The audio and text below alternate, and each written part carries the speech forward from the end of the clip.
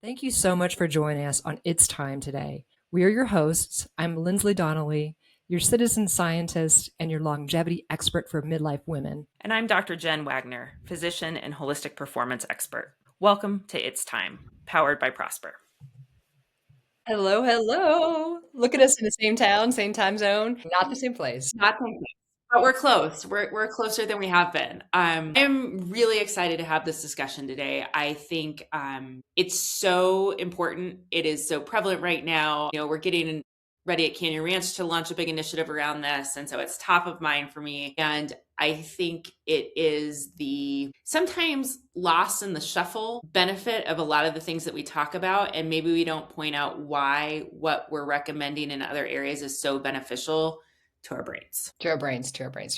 And I know you and I both struggled with the sandwich generations and the stuff we've navigated with moms. And so we're always kind of preventatively thinking about, hey, we don't want to end up there.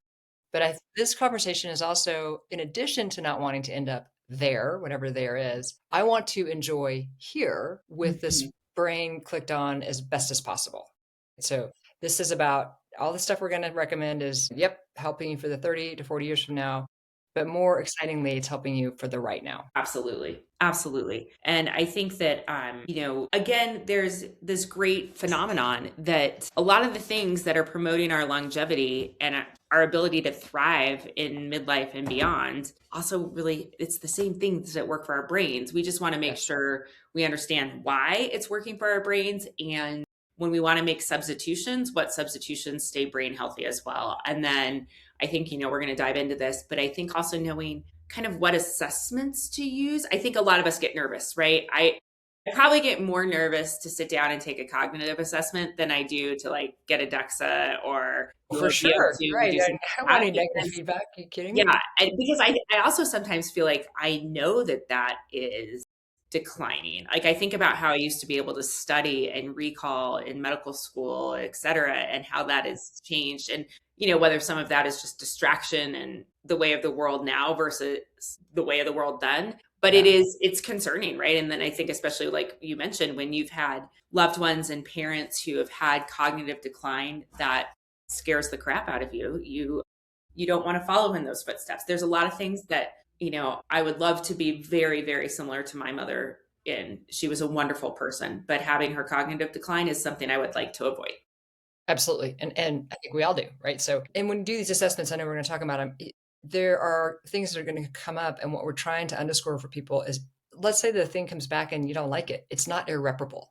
So that's why we're talking about these levers. It's not irreparable. So we're going to talk about assessments. Well, let's just lay the kind of groundwork so people know where we're going. We're going to talk assessments, and then we're going to talk about what are the top things to do, and then the minimum dose required to impact the brain, because we're just got the brain filter on right now. There's things you want to do for different reasons in each of these categories, but this is for the brain filter. What's the minimum dose required for movement, for nourishment, and we'll roll the idea of supplements in on that. For sleep and recovery, checkups, what are the 5 key checkups that you should be getting, no matter what, for brain health? And then we'll talk a little bit about sexual health. So with that as a kind of the roadmap for people, and we will, again, as we always say, we will do it again here too, is we will link to this in the show notes. Mostly what we want to make sure we put on offer when we talk about assessments and tests is that these are self-serve. You can do them online. You can do them as often as you want, and they're not like 5 hours, so they're relatively quick. You can do these. And there are, I think, 4 or 5 of them. When you're approaching these, again, like you said, you can also, there is, for better or worse, there is a little bit of a learning curve, and so also if you're super stressed out, maybe not the day to do these. If you're really busy and distracted, maybe not the day to do these. So give yourself the most even playing field, right? It's you're not going to go run a marathon and test your VO2 the next day. Right. So it's think about this as just like you would be training for other things or how we use other assessments, plug them in at the right time. Yeah. I love that context. So we will just kind of rattle them off so that people have heard them. We're not going to spend a ton of time on them, but there's the AARP, the Staying Sharp Cognitive Test. It's free. It's online. It measures speed, memory, reasoning, and attention. So it's a good baseline, get a baseline out there. Yep. I'm going to skip down to what's called the MoCA Express or the Montreal Cognitive Assessment. This is probably the one that is most commonly used in care. There's a lot of data behind it. So we see it's often used in your physician's office, your primary care office. This newer version is online. It's truncated a little bit, but still looking at those skills of memory, recall, processing, retention, things like all of those things. And really well validated tool, I think, is the other important thing to look at, that, it's well validated across different populations, across ethnicities, across race, across gender. So it's been validated across many different populations, pretty easy to use, and one that is probably your healthcare provider is very tuned. Okay, so maybe that's gold standard, the Mocha Express. You say that one. The Crayos, the online cognitive test, this one kind of hit our screen because it's relatively quick. And so if you need kind of a short, it's interactive, and you want to have one that you check every week or something, this would be potentially one for that. And then there's the SAGE questionnaire, which that one is pretty fast too. It's paper based. And what's really interesting is doing some of these on paper, because there are some handwriting things Mm-hmm. and drawing that are actually have some very well validated science behind them. So don't disregard doing a paper one at some point in your assessment journey. I like the idea of a paper one too, though, just because I'm, old school. So I do like So the paper. Mocha has a paper version as well. The standard Mocha is actually a paper version test. Okay. And then the fifth one, it's the cognitive failures questionnaire, but it's basically just going through your day-to-day life and kind of reflecting your memory and things that maybe you're having lapses with. It's not necessarily performance-based, but it is a tracker for you Mhm. and your anecdotal daily experience to be able to capture the same set of data over time. Yeah. Yeah. So again, these can point out some, just like any assessment, there's a spectrum, right? There can be pathology that needs immediate up leveled evaluation, So if you do one of these things and there's some glaring things, it's probably worth getting in touch with a healthcare provider and just double checking where things are. Most of the time, there are some nuances and there are opportunities to improve and a whole set of resources on how to improve. And so again, it's just kind of establishing that baseline, and then to say, to your point, I'm going to do these exercises, activities for 6 months, and I'm going to check back in. Yeah. So just, take a deep breath and give yourself a little grace. Yeah, I love that because the one that we always use that example of when I had the brain scan. I mean, you can't repeat that, right? Like I don't have the dollars to do a brain scan every 6 months. So this kind Right. of thing makes it more facile. Absolutely. Okay, number one lever. We always talk about it. What is it? Number one lever on everything in life and your brain too. Move your body. Movement, movement, movement. Move your Yes. body. Yeah. So again, and I think, this is why we spend a lot of time talking about strength training, and that's important for our brains too. But this is really, I think the number one driver of cognitive performance with movement is aerobic activity. So getting that heart rate up, and there are a lot of synonyms, right? So if it's healthy for your heart, it's probably healthy for your brain. And so if our heart is what's pushing blood to our brain, exercise is improving our blood flow, and our brain runs on oxygen. And so it likes that good, healthy blood flow. Yeah. And I like calling out this nuance because you and I do lean so hard into resistance training and lifting, primarily because until 2 years ago, most people didn't lean into it. So we lean into it really hard. But this is one which is like, don't throw the cardio out. Like it still has a big upside. And for your brain, it's the number one lever to pull in the movement spectrum. And, when we increase that oxygen, we also are getting brain-derived neurotropic factor, BDNF, which is stimulated when we exercise. And that really helps fuel that brain growth and recovery. Our neuroplasticity is all driven by that. You can just think of it as kind of some fertilizer, which is funny. I read that word before I even looked at your notes that you sent over. You're like, you're ESP today. And so, and my favorite neuroscientist of the day right now, Dr. Wendy Suzuki, she talks about creating these big fluffy hippocampuses, right? And the hippocampus is the part of our brain that is responsible for memory. Yes. And so even using aerobic exercise as a tool, because you get some immediate effects. So if you need to memorize a talk, or you're working on learning something, using exercise and that critical period, a couple hours after you exercise, to then sit down and do those tasks, when your hippocampus is really activated, you actually can get a better outcome. So you can actually use and time your exercise strategically based on what you want to try to remember or learn. Yeah, I love that because, we get the question a lot about when should I work out? We're always like, whenever you can do it.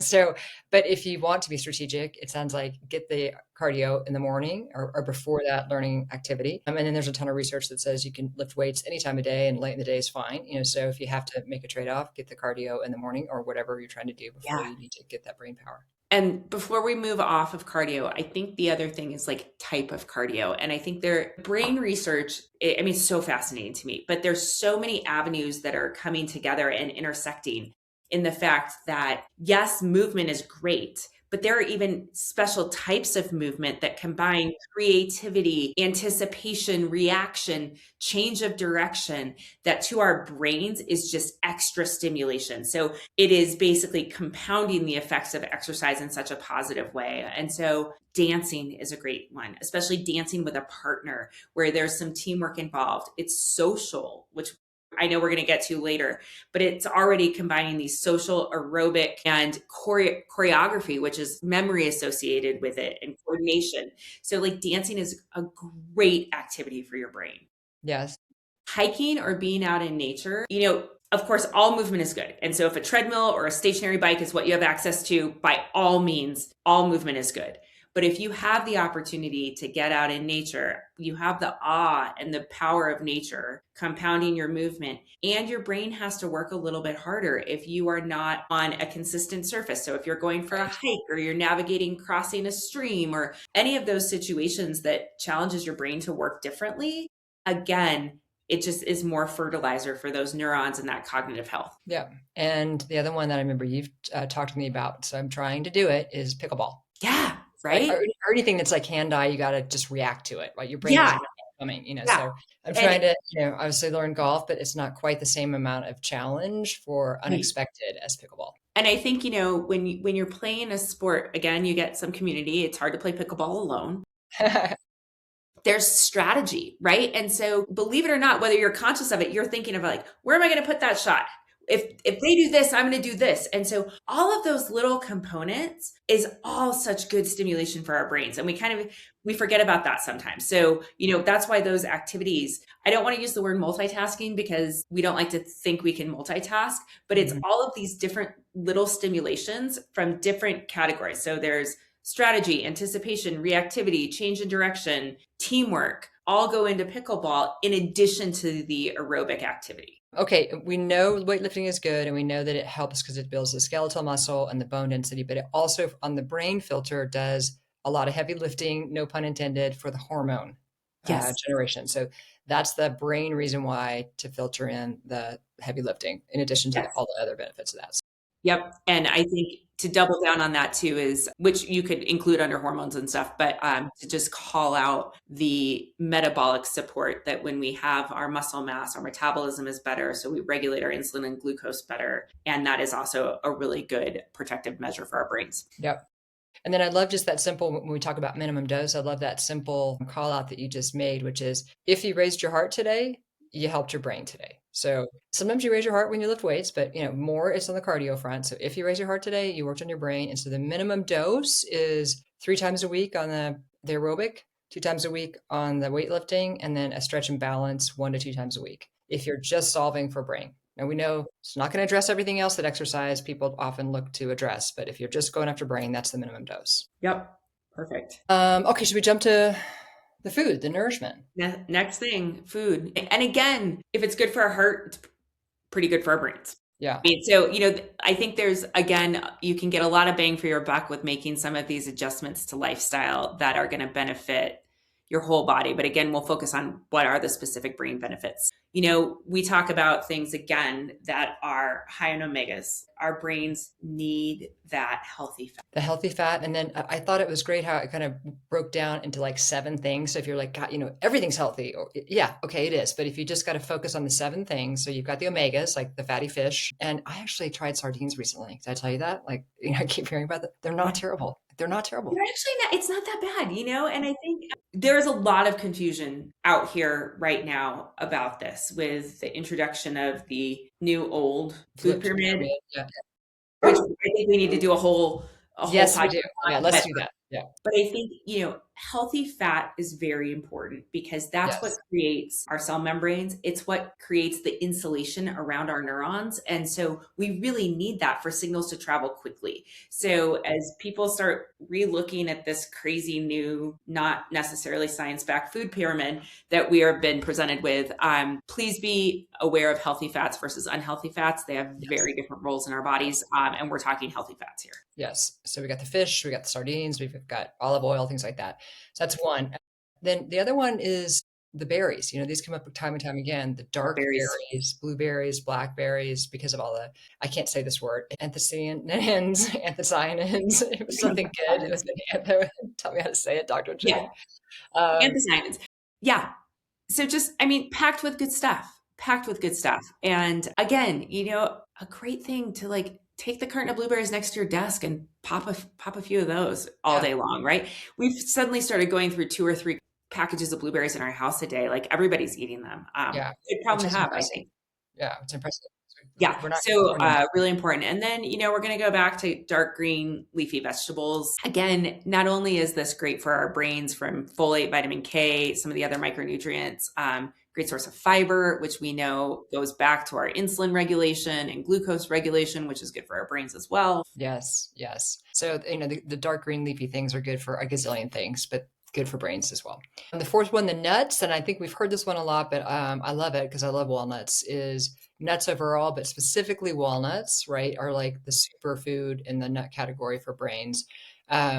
Just in helping cognitive performance. So, a handful is all you need. You don't need to go like super huge, just like a handful of those once a day, throw them on a salad, eat them like you're eating your blueberries, Yep. and you're helping your brain. Absolutely. And then, so I think we've had fatty fish, Yeah. fatty cold water fish, we've had nuts like walnuts, and then going into extra virgin olive oil. Again, those are the 3 types of foods that are giving us our healthy fats. And those are the fats our brain really, really needs to Yes. to stay healthy. And those are the fats our heart needs to stay healthy as well. So, and when we're talking extra virgin olive oil, like look for cold press. It needs to be in a dark bottle. Like there are Glass bottle. imitations out there, a glass bottle. Yeah. So really thinking like paying attention to the olive oil that you're buying to make sure it's the high quality that is going to give your brain the good stuff it needs. Yeah, and it doesn't need to be a cup. It's like a shot that you're talking about here, a tablespoon, two, maybe 2 at the most, that you can do salad dressing. I actually, if I haven't had it on a salad dressing, I do shoot it, and it's, Yeah, I drizzle it on my avocado toast in the yeah, morning if I'm doing that, or even if I've made some scrambled eggs, I sometimes drizzle some olive oil on that. Just after the fact, you don't want to cook with it because when you heat it too high, you actually break down those good fats. And so better to, when you're using it for really good brain health, to have it in a salad dressing or drizzled on top of something or taking a shot. yeah, yeah. Okay, so that's our 5 right there, and then number 6 and 7 are kind of fun, but 6 is the dark chocolate, like, hard not to love that. One of the ways I've been experimenting with this, though, is the dark cocoa powder Yeah. and trying to mix that with a brown sugar. It's got sugar, yes, it does, but that's the mocha that I love in the morning, as you know, and so that is, I feel like I'm getting a little bit of the positive of the dark cocoa powder, even though I'm hitting it with some brown sugar too. Wonderful. And then last is eggs. And, I think that this is, and again, we're not going to go into this on this podcast, but I think there is so much confusion about eggs, fats, cholesterol, brain Yes. health, how that all relates to each other. And eggs got a really bad rap for a really long time. And we know that they are actually probably a superfood. Yes, yes, yes, yes. Eggs are And a awesome. lot of this, I'm just going to plug science here for a minute, Go is Science, we love it. the more we learn, the recommendations are going to change based on what we learn. And I think, eggs and healthy fats got a really bad rap for a long time. And, I'm thinking of like the Snackwell generation, where all of a sudden Yeah. we were eating this like horribly processed, no nutrient food, but it was low fat and all of these engineered things in there. And going back to eggs, they really, really are a critical source of, again, healthy fats, but other things like colchicine, which is critical for our hormone and neurotransmitter production. And so really a great source of protein for us. And you need the yolk too. So Yes, please yes. remember that, like this whole egg white revolution, throw some yolks in there as Mhm. well. Yeah, yeah. And so minimum dose, because we love to do minimum dose. So half a cup of berries, that's plenty, a cup of leafy greens, olive oil, a tablespoon, and then the fatty fish twice a week, and a handful of nuts. I mean, it's not a whole lot to Yeah. be high impact. Yep. Absolutely. Absolutely. I know we always kind of bundle these in together, supplements with nutrition. And I think, as you and I were chatting about this before, there's not a lot of science about supplements that help for the brain except for Creatine. creatine, Creatine. creatine, creatine.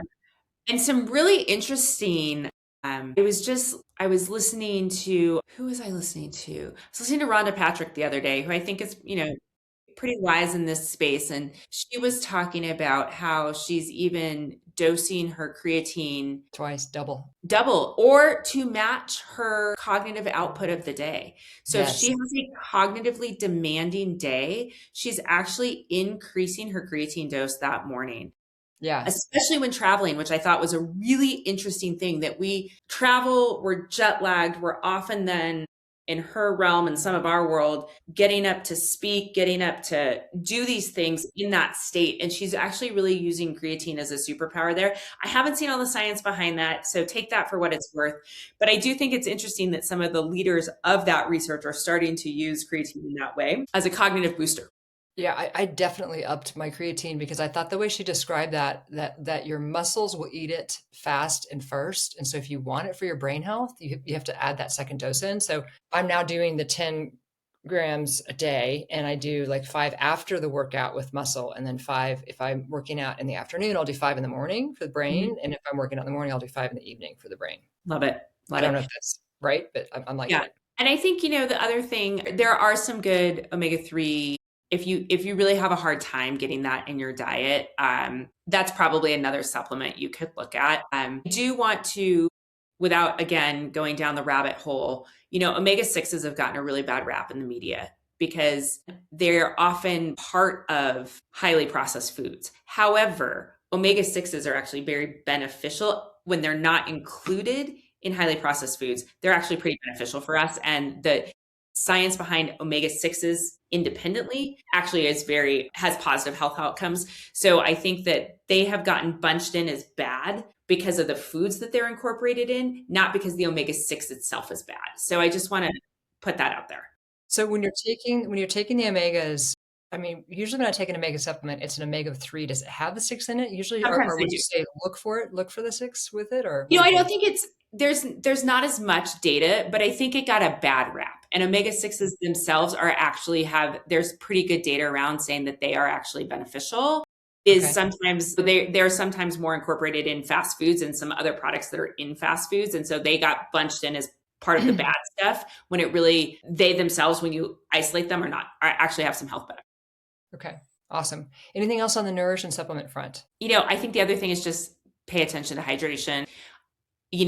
We talk a lot about alcohol here, that it is a neurotoxin. And so just be cognizant of that. And I think, and play around with maybe how your mental clarity feels Yeah. with or without it.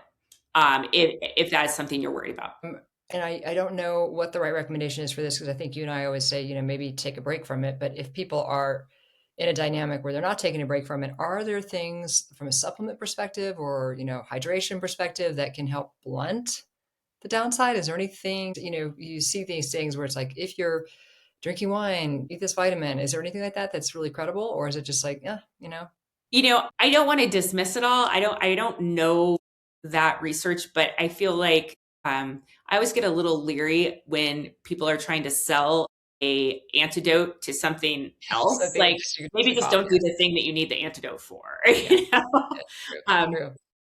but that being Yeah, said, I think that it is a place, and I'm pretty transparent that I enjoy my glass of wine. quite a Chardonnay. Yep.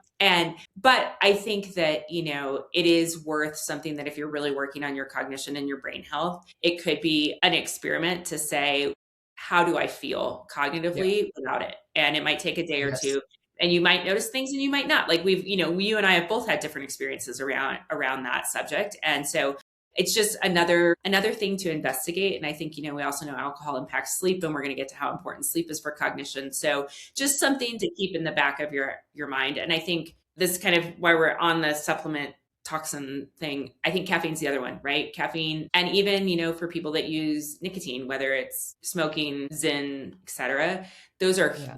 caffeine and nicotine are huge stimulants, right? And so from a focused cognition standpoint are often used as tools, but then just be careful how they're impacting other parts of life. And by no means am I encouraging nicotine use Mm. or encouraging caffeine use outside of the realm of what is healthy, but just know that there is a downside to using those as well. Not only the substance themselves, but also how it impacts sleep and some of our other behaviors that we know are really important. Yeah, yeah, absolutely. I think, we were listening to a couple of our neuroscientists' favorite people, and they have consistently said the number one thing to stop doing if you're doing it is nicotine. Like it's the worst for your brain. So, and then I think one caveat on the alcohol piece, because you and I both played with taking it out, and whenever I do take it out, I find that I have to at least go 7 days before I get the cognitive benefits. So if you're going to do it, don't get bummed out if you're not feeling cognitive benefits in 2 days. It's a little bit of a Yeah. longer tail.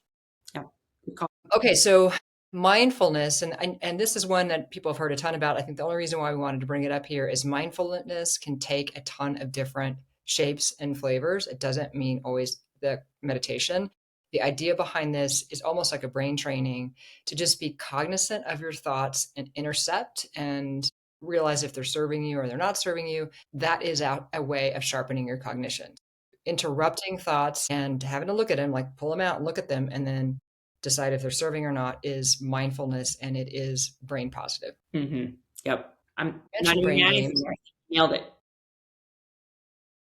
I mentioned brain games, and I think the best one for this is probably to add them into our show notes. But the takeaway for me when we were doing this bit of research is, and we do this at our house too. We're like, we're doing Wordle, we're doing Sudoku, we're doing connections, or we're doing puzzles. And those are all positives. The additive thought is they are also repetitive. And so the idea, like you discussed with the exercise and that fluffy hippocampus, is to mix it up, to have the variety so that you're challenging your brain in a new way. And so, maybe just do a refresh every quarter or something in what you're doing for your brain games. And then there are some that are going to be in our show notes that are differentially researched as positive for memory, for speed, for reasoning, that if you want to add something new into your repertoire, try these. Yeah. I also think, you mentioned it in our notes, and then I had just recently read a paper for the retreat that we're planning at Canyon Ranch about visiting a museum. And there's fascinating data on people who are museum goers. They're Oh, not the artists, they're not that, but people that yeah. regularly attend a museum like once or twice a week, their risk of dementia falls. Interesting. It's Statistically really is lower. maybe And is it just knowledge acquisition or, it exposure? is, yes, it's the challenge of looking at new things. It's the connection and community of being in a place. It is just even the awe of looking at something and appreciating it and wondering and curiosity, all of Mhm. those things. And so I think it's really interesting, just the act of going to a museum. And it doesn't have to be a certain type of museum, it can be outside, it can be just start to appreciate things that are outside of kind of your day to day really Okay. challenges your brain to think in different ways. And your brain likes that kind of exercise. Okay, so in addition to our walk and talks, we're going to go to museum tours. That's what we're Yes. doing. Taking Yeah. you on, taking you to the Museum of Illusion and Yeah. Magic Very in cool. Very Salt Lake. cool. Okay, And then, yeah, we can't finish this conversation without talking about sleep. totally. I just wanted to make sure we talk about minimum dose because people are always like, Yeah. how much of these brain games do I have to do? Yeah. And the minimum dose is 10 to 15 minutes, 3 to 4 times a week. Again, it's not like you need to spend an hour doing something here. This is microdosing is fine And and things effective. that also fit in this category, learning how to play a new instrument, Hmm. great for your brain. Learning a new language, Yes. great for your brain. So, they're language apps all that are designed for 10 or 15 minutes a day. It's a Yes. great thing to do for your brain. Yes. Okay, sleep. Let's get into it. Yes. So, so many studies that just continue to reinforce the importance of sleep. From needing all of our phases of sleep, especially our deep sleep, needing our REM sleep, phase 4 of our deep sleep to consolidate memory, to store, to transfer, all of those things. Our lymphatic system, that's that washing machine in our brain that clears out toxins, only happens when we sleep, right? So we forget that cognition is a very metabolically active process, just like lifting weights in the gym or going and for a walk or a run, you create byproducts from thinking all day. And if we don't clear those out, they build up and can cause problems that are usually related to neurodegenerative decline, dementia, Alzheimer's, etc. So it's really important to sleep. Yeah. As you talked about that too, because I know we're talking about trying to do sleep hygiene. So we talk a lot about, cold, dark, quiet. But I think the other thing that's not necessarily new news, because I know you have raised it for us, but I'm finding it as a new practice to really try to implement is the consistency piece. Yes. The consistency piece is tricky, but Yep. it's worth it. And it's funny, I was just reading an article earlier today that was kind of talking about different health strategies at different phases of life. And that consistency in sleep was really recommended even to start in your 20s, right? It's kind of as you're leaving childhood and adolescence and kind of entering adulthood, that is probably one of the most important patterns to start to develop as life starts to take on a more consistency in your days versus kind of a school schedule that's everywhere and a social schedule that's everywhere. Really starting to prioritize that, I'm not good Monday through Friday. And then every, Friday night up to 2 a.m., sleeping till 2 p.m. the next day, like to really start to create this habit of trying to be as consistent as possible. Yeah. I think the nuance for me on this has been that I've had to be honest about what season am I in right now. So, when you and I first started working out together and knowing one another, I was at a 6 a.m. class because our kids were young enough that they were in bed. So I was in bed so I could get up at 5 a.m. With teenagers, I just cannot get to bed before 10:30 or 11. So I've had to just like admit it and then shift my consistency to meet that window so that I'm getting the 7 hours. And instead of trying to pretend like it's going to be different, it's Mhm. not. For the Mhm. next 2 years, I have teenagers in the house and I am not in bed at 9 o'clock at night. It's not happening. Yeah. And sometimes even your needs shift, right? And especially as women, we know we need a little more sleep. And so I'm actually finding that even with my teenagers, I tend to go to bed around 9. I still go to bed before they do, but it's Yeah. just like I Um, can't go to bed as early as I did. Yeah. but I am finding it harder to be at that 6 a.m. class. It's just where it used to be I popped out of bed at 5:15 naturally without a problem. There are many days, this morning included, where I'm like, this is not for me today. Yeah. And so I think recognizing that, and I'm almost to the point where I need to say, okay, maybe I need to shift this activity to 7. Yeah. Just it's 6 a is different not, season for a it's just minute. not serving. So I Yeah. think that's a great call out that our need for rest changes as we age. And I think the other thing our brain needs, which in addition to sleep, is that time to recover, right? And so if we have done a cognitively demanding or challenging activity, just like when we let our bodies recover, and that's when we actually get stronger and get better. The same is for our brains, right? So we can't push our brains all the time without giving it some rest time and some downtime. Yes. Okay. Well, I know we have two more. So quickly, I just don't want us to miss the sexual health, sexual activity benefit for brain.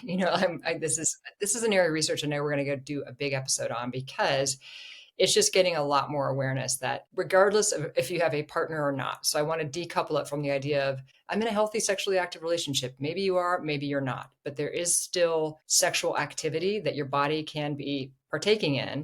And it is good for your brain because of that same good for your heart logic. It is an increase in blood flow. It is an increase in heart rate. It is an increase in good hormones, a decrease in stressful hormones. And it is another lever that's important to pay attention to that you're Mhm. having a cadence in the sexual health and sexual activity arena as well. And I think this is an interesting, and I know we're going to deep dive into this as we kind of put a whole series together on this topic because it's so important. But there's a difference between men and women. Like Hmm. for men, the longevity benefit of sexual activity is frequency. Hmm. And for women, it's actually quality. And so it's actually really interesting when they've done the longevity studies around sexual activity. There's a difference in the benefit. There's a different approach to the benefits between men and women. So, we'll put a pin on that one for a deeper dive, but just don't overlook that area and also give it the credit. The credit is due if you are, paying attention to this arena. And the last one is the 5 checkups. Yes. Dr. Jen, the 5 checkups people want to get annually to keep their brain on track. Let's hear it. So, I think one, blood pressure, right? We're going to go back. If it's good for the heart, it's good for the brain, bad for the heart, bad for the brain, making sure your blood pressure is controlled. As we age, this can change a little bit, but just, keeping an eye on that and making sure that your blood pressure is controlled. Second one, hearing. Yes. Such great data around hearing decline and cognitive decline for lots of reasons, but probably one of the largest is we stop participating. Mm-hmm. We Yes. feel disconnected, we stop socializing, we stop engaging with others, and we feel left out of things. So please get your hearing checked. Everybody And needs wear a hearing aid, and wear a hearing aid if you wear need a it. hearing aid if you need it. I'm gonna have to wear one early. I mean, So everyone in am my I. family has had to wear them, so I need to just they're gonna be cool. Yep. Yep. And they are cool these days. And there's devices. Your headphones can work as hearing aids sometimes. Like, it's not always these big bulky things anymore. What's next? Eyesight. So checking Eyesight. your eyesight. I mean, this seems like obvious, but it's been a while since I've had an eye exam, right? Because I'm not having any problems. But if you aren't having it checked, you're not in front of the potential leading indicators of the problem on the horizon. So eyesight critical as a leading indicator of cognition as well. Yep. Well, the other two, dental, I think was one that was, our dear friend who is a dentist was the one who reminded us of this one. And then the research backs it up is that your gum health is tied to your cognition. You have to have healthy gums. And so that is an annual exam at a minimum and a deep cleaning 2 to 4 times a year. And I think, our oral health is often the canary in the coal mine. We often see problems there before we see them kind of the end organ problem. And so, if you've had a decline in your dental health, your dentist will probably look for a larger systemic issue. And then I think the last one was not so much an annual exam, but it was something to just have on your radar to get done is that shingles vaccine. I didn't realize that the shingle vaccine was protective, a cognitive protective impact as well. And luckily I've had mine, but for people who haven't had it's a doozy. It'll knock you out. I think 90% of the people it knocks out. So plan for it. It's a 2-part vaccine and it's usually within 3 to 6 months between the 2 parts, I believe. Is that right, Dr. Chen? Yep. But both of them for me were a doozy. So take it seriously. Yeah. And thank you for bringing that back up. There is really good science behind the cognitive benefit and protection that you get from that. And also just shingles is a miserable experience. Yeah. Yeah. That in and of itself. Yeah. Awesome. And then, the last one, we didn't call it out when we started, but Dr. Jen, you reminded us of it, is the social fabric in the community is mission critical for brain health and heart health and soul health. So when we look back at that Harvard study of longevity, it is, and that's just something that if you're in your 50s is really important to prioritize because it gets harder to do as we get older. So making sure, the 50s has kind of been identified as the prime decade to really establish that social fabric for yourself. So as you age, it's there and you have that community and you're comfortable in those encounters and have built that network around you. You know what that reminds me? Let's do an episode of, how to think about 50 to 100, because I think it would be an interesting staging question on the community stuff. Good call. Okay. Awesome. Thank you. Cheers to a healthy brain. Cheers to a healthy brain. All right. Thanks, everybody. We'll talk soon. Bye. Thank you so much for spending your time with us here today. If you liked what you heard and you got some tips on how to live better right now and for the long haul, please help us reach more midlife women. Please share and rate and like this show. And we can't wait to continue the dialogue with you on our next episode. Until then, thank you. It's time.